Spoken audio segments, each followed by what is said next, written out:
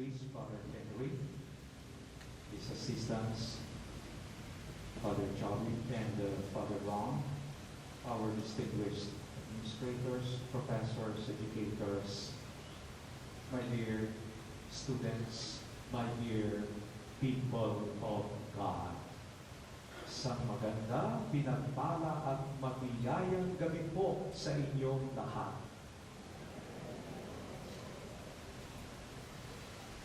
It is a new school year, and I could not help but recall that passage in the book of Revelation, the last book in the Old Testament, in the New Testament. Behold, I make all things new. The language of the last book of the New Testament, the book of Revelation, points, for the most part, toward a distant future of things to come. Revelation portrays graphically God's conquering of all evil and offers hope and consolation to Christians of all ages.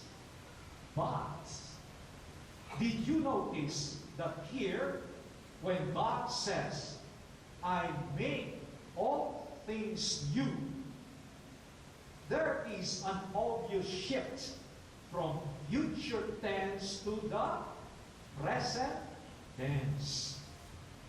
God makes all things new, not just some far off distant time, but right here, right now. Every day, when God is invited in our lives, He makes all things new. Everything is new. New bags, new clothes, new books, new advisors, perhaps even new classmates and friends. Inasmuch as we are in the mood for new things, let us reflect on St. John's vision of new heaven and a new earth. Pope Francis said, all is new, changed into good, beauty, and truth. There are no more tears or mourning. This is the work of the Holy Spirit. He brings us the new things of God. He comes to us and makes all things new. He changes us. The Spirit changes us. The Holy Spirit changes us. He brings us the new things of God. Oftentimes, my dear friends, we are obsessed with novelties. We always want new things, new gadgets, new stuff.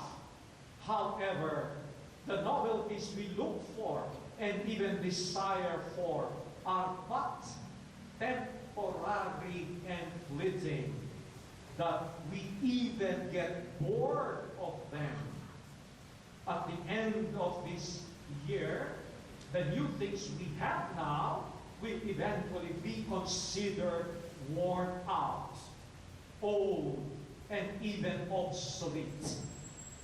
As Pope Francis rightly remarked, the novelties of this world, all of which are temporary, they come and go, and we keep looking for more.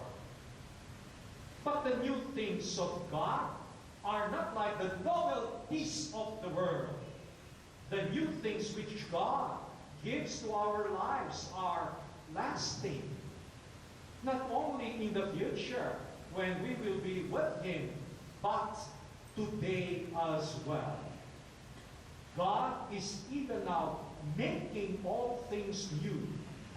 The Holy Spirit is truly transforming us, and through us, He also wants to transform the world in which we live. And this is what our education hopes to offer us. the opportunity to receive the new things of God, the opportunity to be transformed by the Holy Spirit so that our minds may be molded, so that our minds may be molded into the mind of Christ and our hearts be inclined towards the will of God. My dear friends, the goal of education then is not simply to inform us. In our times, a simple Google over the internet provides you all the data you need. The goal of education is not just to give us skills that will make us productive citizens of the land. Even that may be learned outside the classrooms. The goal of education is formation and transformation of our persons. We would like our minds to search for the truth. We would like our hearts to be inclined towards the good.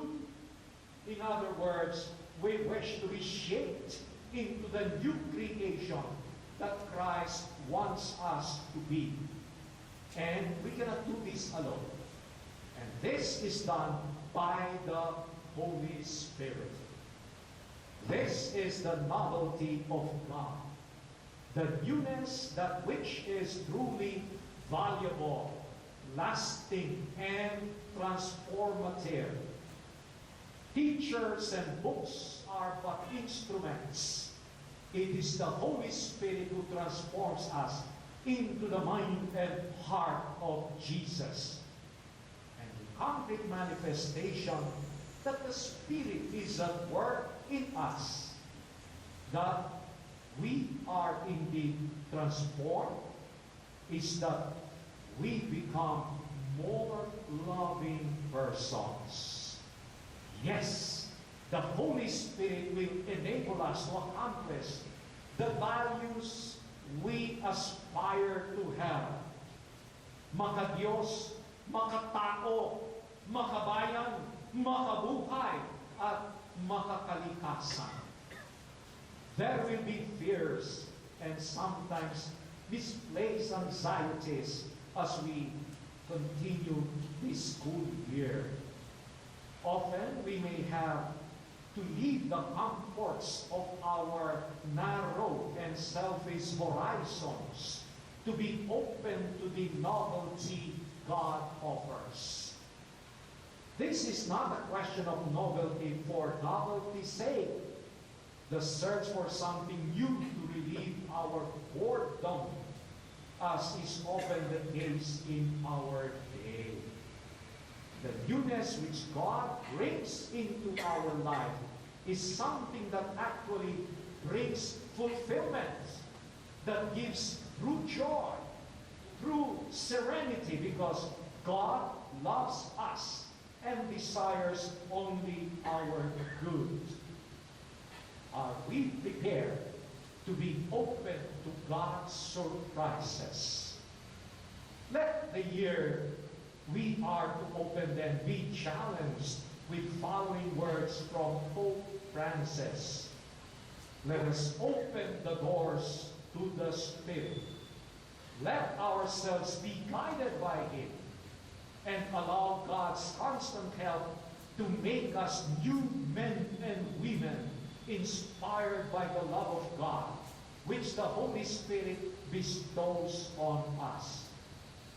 How beautiful it would be if each of us, every evening, could say, today, at school, at work, guided by God, I show the sign of love towards one of my friends, my classmates, perhaps an older person. As your bishop and father, it is my hope and prayer that at the end of this academic year, we will all become more loving and more caring persons truly moved by the Holy Spirit, persons worthy to be called sons and daughters of God. Go, set the world on fire with God's love. In your classes, in your studies, in your sports, on stage, in lab, in the office, in your field trips, set the world on fire. And so together, we invoke the Holy Spirit. Come, Holy Spirit, fill the hearts of your faithful and kindle in them the fire of your love. Send forth your Spirit, and they shall be created, and you shall renew the face of the earth. Amen. Let us all stand.